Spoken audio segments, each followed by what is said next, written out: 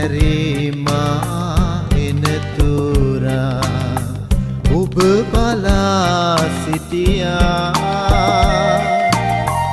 එලෙස් බරමා ඉවත නොදමා සිප වැළඳ